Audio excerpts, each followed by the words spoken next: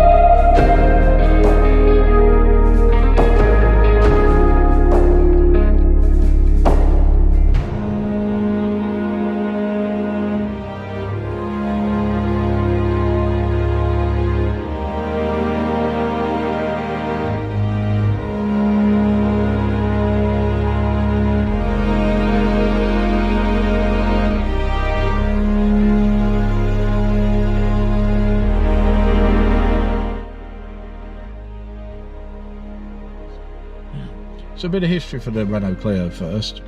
It was launched in 1990 and it was a replacement for the much loved Renault 5. In 1993 there was a Clio Williams version, which is very sought after vehicle today, very much collectible, and that ran until 1998 when the Mark II was launched.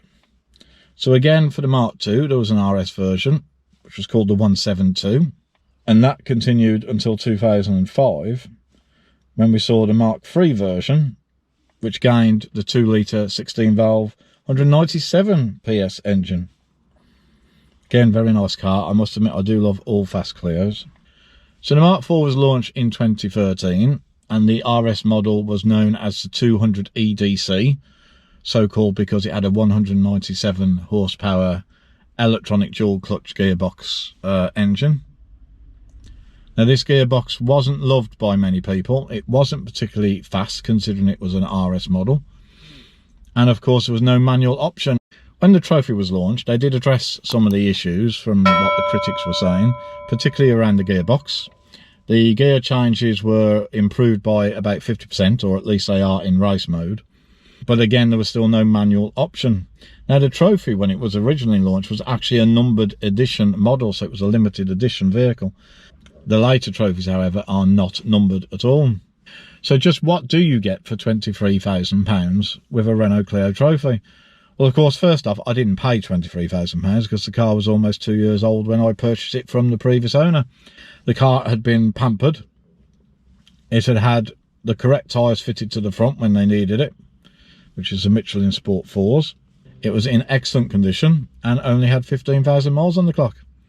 So it was an ideal purchase for someone like me, because ultimately I intend to not add too many miles to the clock and maintain its excellent service history.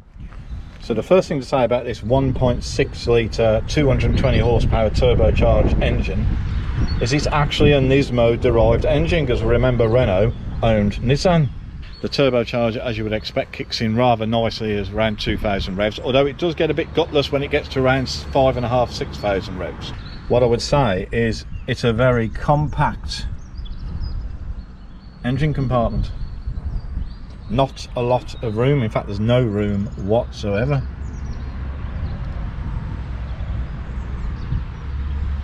So to engage sport, we simply press this RS drive button here.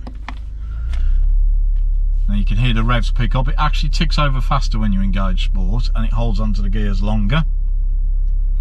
But you can still drive it in automatic mode. As you can see, it's indicated as sport with that green label there.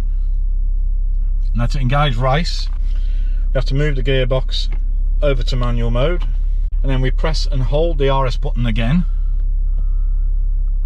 until the display says race. And as you can see, or hopefully you can see on camera, it then warns you that the traction control is off. While we're up here, we have the flappy paddles, of course, down on the left, up on the right. So the RS Clio is fitted with a media nav system that's very similar to what other Clios have got, but with the added addition of something called RS Monitor. So it does have sat nav, But if we go into RS Monitor instead, which is really cool, you've got what I'd call PlayStation-esque dials and pieces of information that you can look at. So as you can see, we've got coolant temperature and brake pressure, intake temperature, turbo pressure, G meter, traction slip, so it will show you what individual tyres are doing. It's obviously front wheel drive, so it'll be showing you what the front wheels are doing, torque and power curves, etc. It's showing you the clutch temperature and the oil temperature for the gearbox and the current gear, which of course, because we're parked, so we're filming this, it's only in park. Otherwise it would be showing what gear we're in, and it would be showing you what gear is ready to go to next, because of course it's a dual clutch gearbox. Moving down from the sat nav screen, we've got the climate control, which is quite simple. Obviously temperature, you can set it to automatic. It's not dual climate control, it's just climate control. And obviously instant demist for the windscreen and the heated rear window. And we have a USB socket there, and that SD card is actually for the mapping on the sat nav. Here is a 12-volt socket, but I'm using that, as you can see, to put a double USB in. We have down here, should you want to use it, cruise control or speed limiter.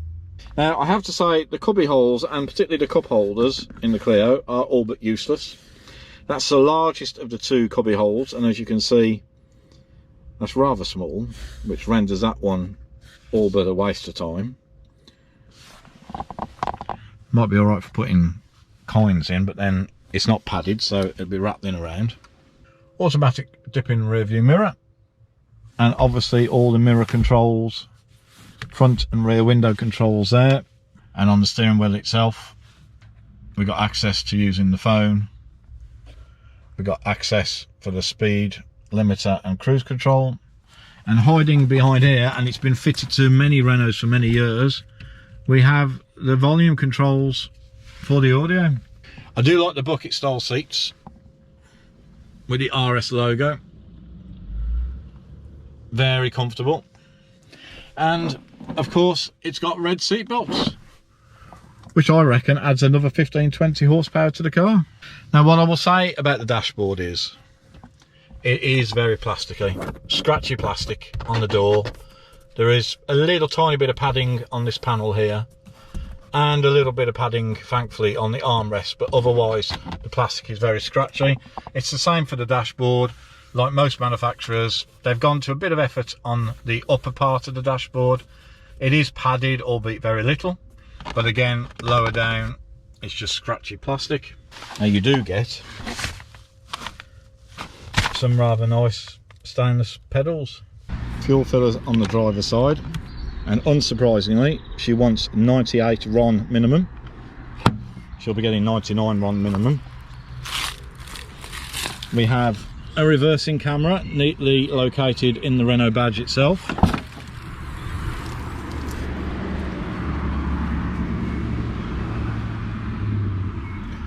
Yes, I do like having Renault sport jackets and caps.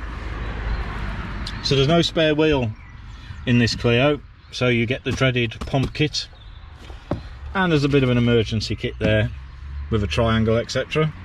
Now the boot in the Clio is 300 litres, which I think for the size of the car is actually very respectable. What are the changes from this Clio trophy to my previous? Well, firstly the badging. Renault updated the badging to say Renault Sport and RS here. Still says trophy down the side. You now have full LED lights, black wheels. You can probably see I've got the addition of some black wheel nut caps, and then we have the twin exhausts, and that was available with an Akrapovic or Akrapovic, and that was also available as an Akrapovic exhaust, but on this one we've just got the standard exhaust, but I think it sounds rather splendid. So the door handle is actually built next to the window, or built in next to the window. Now as you can see, with the seat quite far back, I just about have knee room but there's not a lot of space otherwise available for an adult. It's absolutely fine for the kids, of course. Now, on a lot of vehicles, particularly modern vehicles and particularly sporty modern vehicles, they tend to go for a black headlining, but they haven't done that in the Clio Sport, and to be honest, I'm quite happy about that.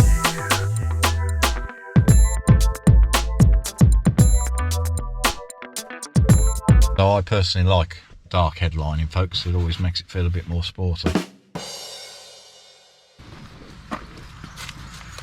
The family's back from their walk.